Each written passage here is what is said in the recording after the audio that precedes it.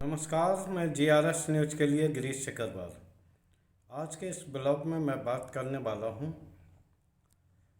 देश की लोकतंत्र की यज्ञ की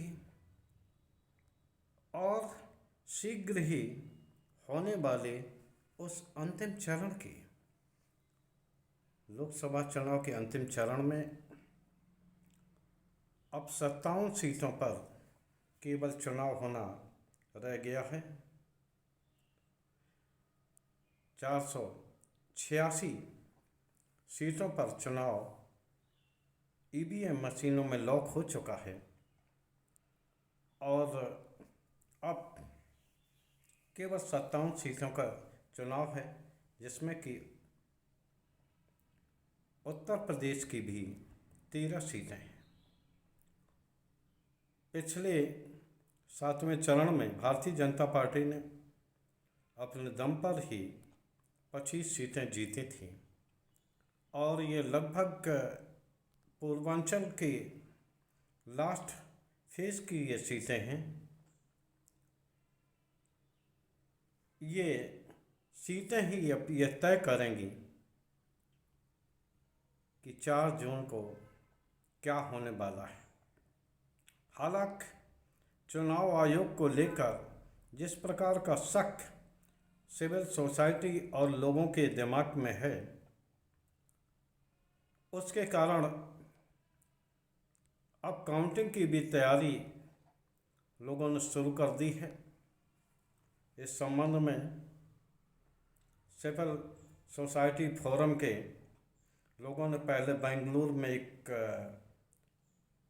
समारोह किया था और इसके बाद कल दिल्ली में भी इस तरह का एक बड़ा संगम होने वाला है, जिसमें कि पूर्व आईएएस और तमाम तरह के विशेषज्ञ लोग इकट्ठे होंगे, जो कि चुनाव आयोग की धांधली के विषय में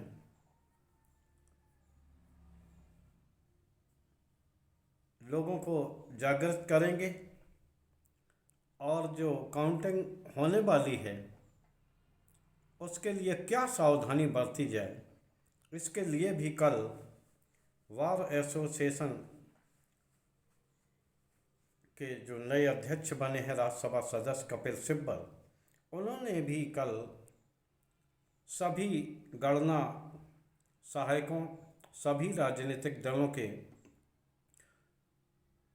जो एजेंट्स हैं राजनीतिक दलों के, उन्हें ये बताया था कि अब ज़रूरी ये है कि जब चुनाव आयोग अपनी ड्यूटी को निभाने अच्छी तरह निभाने नहीं जा रहा है, तो वहाँ आम जनता की ये ज़रूरत बनती है कि आम जनता ही इस बारे में सचेत हो और सरकारी विभागों की गड़बड़ियों को रोके। निश्चित तौर पर उन्होंने एक चार्ट जारी किया है, जिसमें कि मतदान के दिन की मशीन खोलने का समय होगा और काउंटिंग का भी समय होगा। अगर ये दोनों चीज़ें मैच कर जाती हैं तो निश्चित तौर पर मशीन ठीक ठाक है। इससे पहले सीपीयू, बैलेट मशीन आदि के नंबर भी आप सब लोगों को ध्यान में रखने होंगे और अपने पास इसे उतार कर रखना होगा। निश्चित तौर पर ये एक ऐसी प्रक्रिया होगी जिससे कि लोगों में लोकतंत्र के प्रति भरोसा बढ़ेगा। भले ही भारतीय जनता पार्टी विपक्षियों पर या देश के आम नागरिकों पर यह आरोप लगाती हो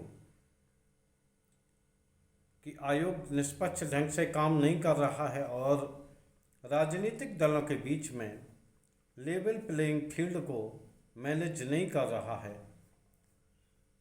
ये दिखता है और ये आयोग किस दल की पक्षकारी कर रहा है, ये भी लोगों को अब समझ में आने लगा है। कोई दबी छिपी बात नहीं रही है। आप ये देखिए कि जब कभी मशीन खराब होती है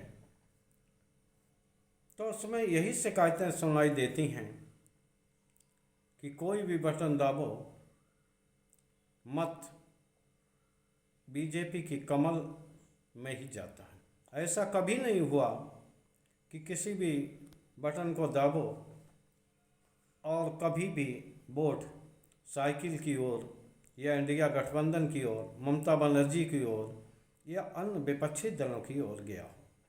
ये भी एक मनोरंजक बात होगी कि आखिर मशीन खराब होने पर मत बीजेपी की ओर ही क्यों जाते हैं। खैर, मेरा ये उद्देश्य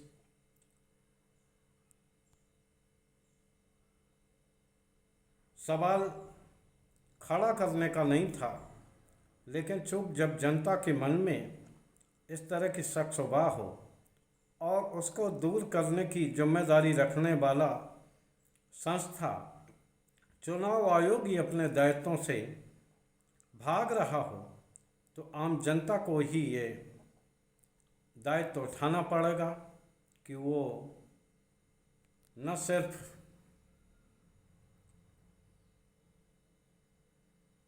सचेत रहे बल्कि लोकतंत्र को जीवंत बनाने के लिए भी सतत प्रयासरत रहे। अब क्या होगा ये हम और आप 4 जून को ही जान पाएंगे, लेकिन 1 जून को जो 7वां राउंड है, इसमें भी भारतीय जनता पार्टी की प्रतिष्ठा लगी हुई है, क्योंकि 2014 और 2019 के चुनाव में अधिकांश चक्रों में भारतीय जनता पार्टी और उसके गठबंधन ही मजबूत रहे हैं। एनडीए गठबंधन मजबूत रहा है। इसी के बल पर वे करीब 350 सीटें ले गए थे। 303 सीटें अकेली बीजेपी की थीं।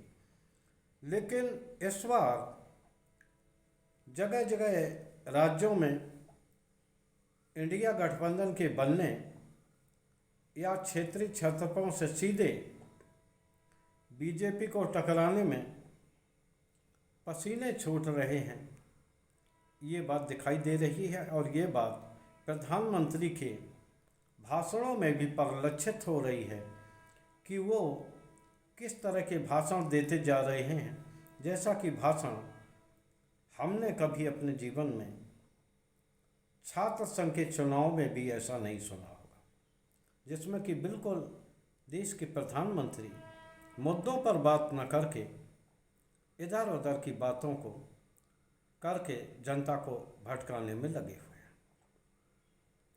कभी वो पाकिस्तान को बीच में ले आते हैं, कभी हिंदू मुस्लिम करते हैं, कभी वो उनकी बातें मंगलसूत्र और मुजरे तक चली जाती। खैर, 1 जून को जब 7वां राउंड होगा, इसमें भी जो 25 सीटें और उत्तर प्रदेश की 9 सीटें भारतीय जनता पार्टी ने जीती थी,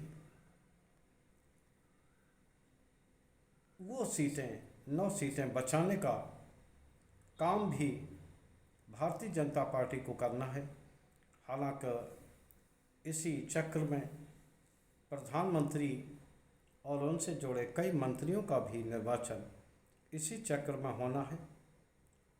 तो देखना ये है कि क्या भारतीय जनता पार्टी अपना पुराना रिकॉर्ड दोहरा पाएगी। लेकिन जिस तरह से चुनाव आयोग अपने जब मत डालने दिल्ली में मुख्य चुनाव आयुक्त आए थे राजीव कुमार, तो उनसे जब ये पूछा गया कि लोगों के मन में संदेह है, तो उन्होंने लोगों के संदेह को सही नहीं माना, लेकिन उन्होंने जो सवाल उठा रहे थे ईवीएम को लेकर, सिस्टम को लेकर, उन पर केंद्रित करने वालों पर ये कहा था कि वो जवाब देंगे। और इन लोगों का ये कि काम होता, जिस तरह की भाषा प्रधानमंत्री इस्तेमाल करते हैं कि अगर कोई वर्ग सवाल उठाता है तो वो देशद्रोही हो जाता है, वो खालिस्तानी हो जाता है। अगर वो मुस्लिम है तो आसानी से उसको पाकिस्तान से जोड़ दिया जाता है। तो निश्चित तौर पर उसी प्रकार राजीव कुमार ये करते दिखे कि इन लोगों का काम आयोग या संवैधानिक संस्थाओं पर सवाल उठाना ही है। यहाँ मैं राजीव कुमार से भी एक सवाल पूछना चाहता हूँ कि जब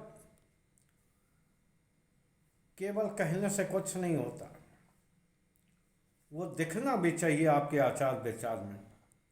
क्या आप प्रधानमंत्री के नफरती भाषण को रोक पाए हैं? लास्ट राउंड तक प्रधानमंत्री और गृह मंत्री लगातार पाकिस्तान, हिंदू, मुसलमान, मुजरा आदि शब्दों का प्रयोग कर रहे हैं और चुनाव आयोग के मुंह से कोई कड़ी कार्रवाई करने तो बात छोड़ दीजिए, एक नोटिस तक प्रधानमंत्री के नाम की नहीं भिजवाई जा रही है। तो आप क्यों ना आम जनता के मन में ये शक उठे कि आयोग एक तरफ काम कर रहा है। खैर, 7वें चक्र में लोकतंत्र का ये महापर्व खत्म हो जाएगा और उसके बाद काउंटिंग है।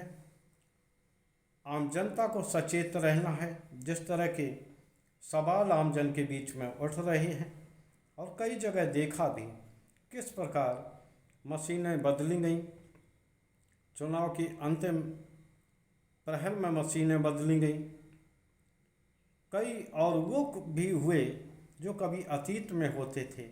कई जगह बूथ लूट, फायरिंग आदि की भी घटनाएं हुई।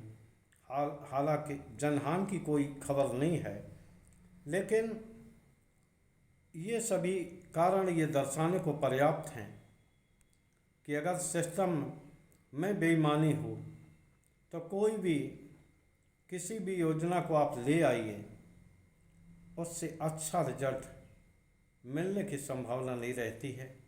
आज के ब्लॉग में बस इतना ही। जय हिंद, जय भारत। आप सभी लोगों से ये अनुरोध है कि आप लोग भी सचेत रहिए और ये लोकतंत्र के बचाने के लिए भी आप भी अपना महत्वपूर्ण योगदान दें। लोकतंत्र बचेगा तभी देश बचेगा और तभी समाज बचेगा। आज के ब्लॉग में बस इतना ही। जय हिंद, जय भारत।